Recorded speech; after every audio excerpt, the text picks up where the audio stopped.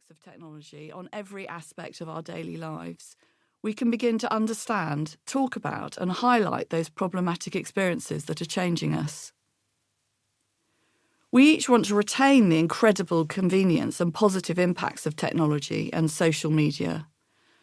But instead of digital participation being a take-it-or-leave-it Faustian pact, we must acknowledge the consequences of our choices and take action in our digital lives.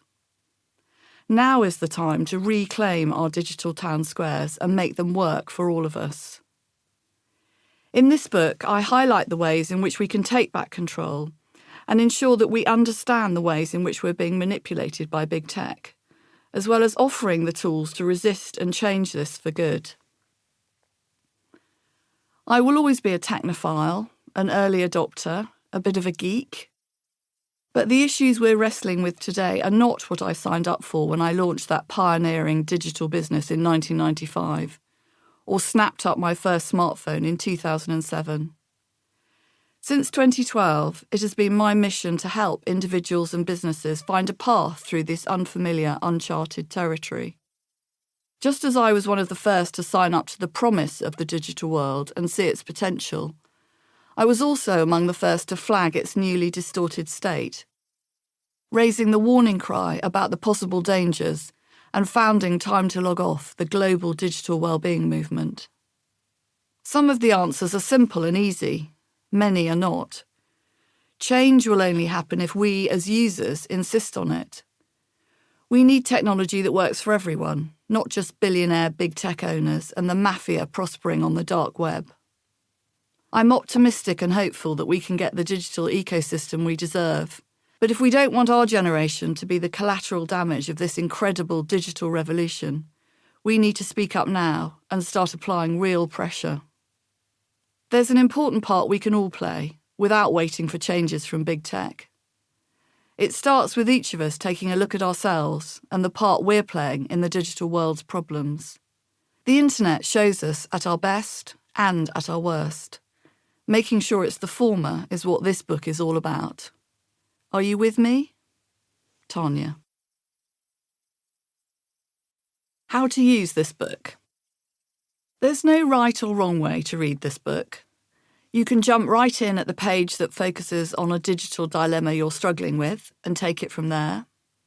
But if you want to get the most out of this book, work through the 3 chapters in order so that you don't miss something that will help you to understand and resolve dilemmas impacting you or your loved ones. The chapters correspond with the main areas in our lives where our relationship with the digital world affects us the most. Loving is for everything to do with our relationships. Learning is for our life at work and in education, formal or otherwise. And living is on our lives outside work.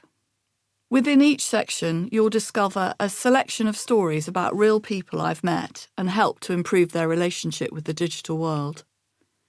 In some cases, names and details have been changed to protect contributors' identities.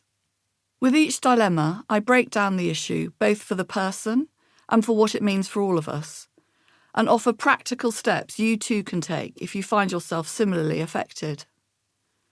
From singletons looking for love or young talents climbing the career ladder, through to the lonely, disillusioned or addicted, friends, children, partners, families, everyone is included, because we are all struggling with something in our relationship with technology. All manner of digital life is contained within these pages.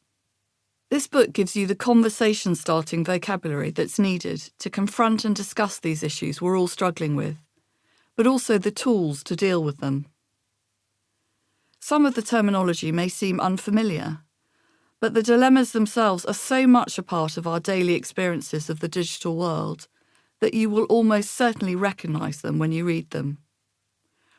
When we name something, an emotion, a behaviour, a problem, we start to own it.